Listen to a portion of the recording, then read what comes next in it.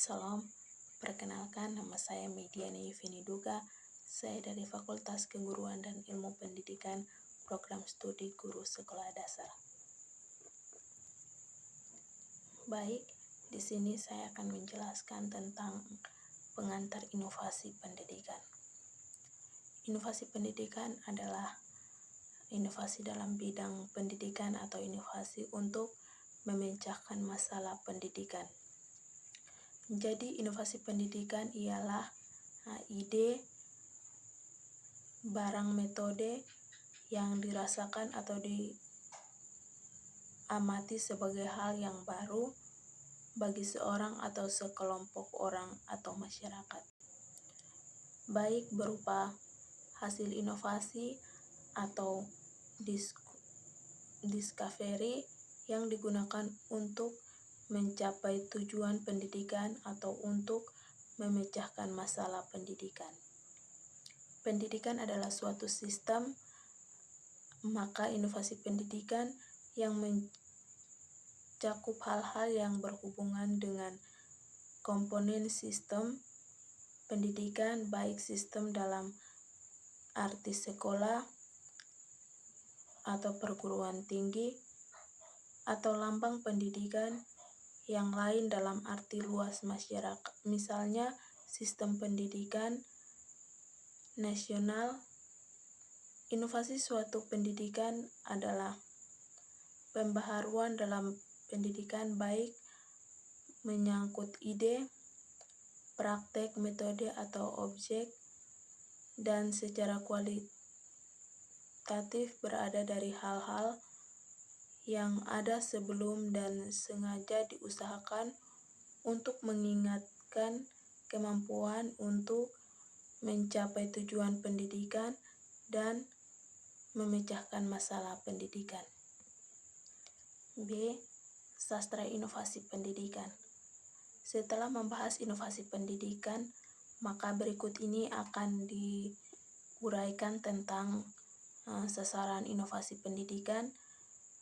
Faktor-faktor utama yang perlu diperhatikan dalam inovasi pendidikan adalah guru, siswa, kurikulum, dan fasilitas dan program tujuan. 1. Guru-guru. Guru-guru sebagai ujung tombak dalam pelaksanaan pendidikan merupakan pihak yang sangat berpengaruh dalam proses pembelajaran mengajar. Kelangsungan proses mengajar di kelas maupun efektif di luar kelas.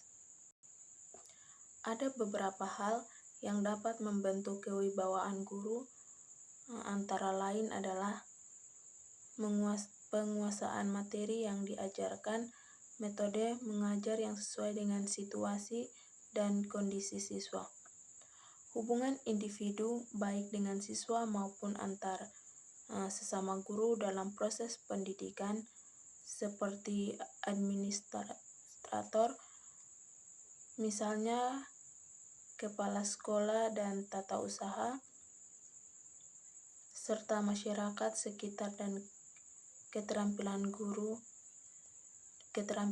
itu sendiri. Yang kedua, siswa. Siswa sebagai objek utama dalam pendidikan, terutama dalam proses pembelajaran mengajar. Dalam proses belajar mengajar, siswa dapat menentukan keberhasilan belajar melalui penggunaan inteleksia, daya motorik,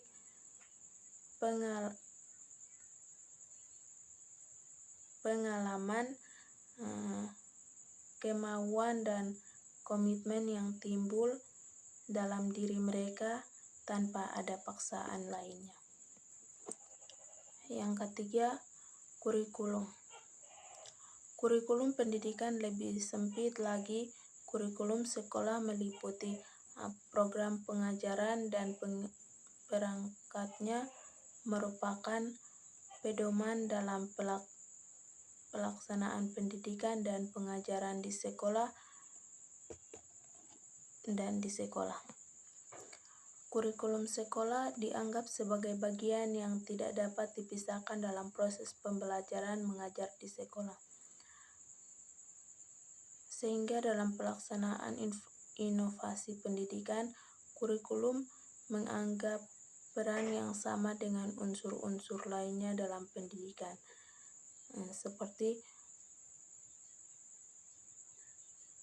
inovasi pendidikan tidak akan berjalan sesuai dengan tujuan inovasi itu sendiri. Sesuai dengan tujuan inovasi itu sendiri, oleh karena itu, pembaharuan pendidikan, perubahan itu hendaknya sesuai dengan perubahan kurikulum, seperti kurikulum K13 dan diganti sekarang dengan kurikulum Merdeka. Pembaharuan pendidikan tidak mustahil dari kedua-duanya akan berjalan searah. Yang keempat, fasilitas. Fasilitas termasuk sarana dan prasarana pendidikan. Tidak bisa diabaikan dalam proses pendidikan, khususnya dalam proses pembelajaran mengajar. Fasilitas merupakan hal yang ikut mempengaruhi kelangsungan informasi yang akan diterapkan, maka pelaksanaan inovasi pendidikan biasanya akan dipastikan tidak akan berjalan dengan baik.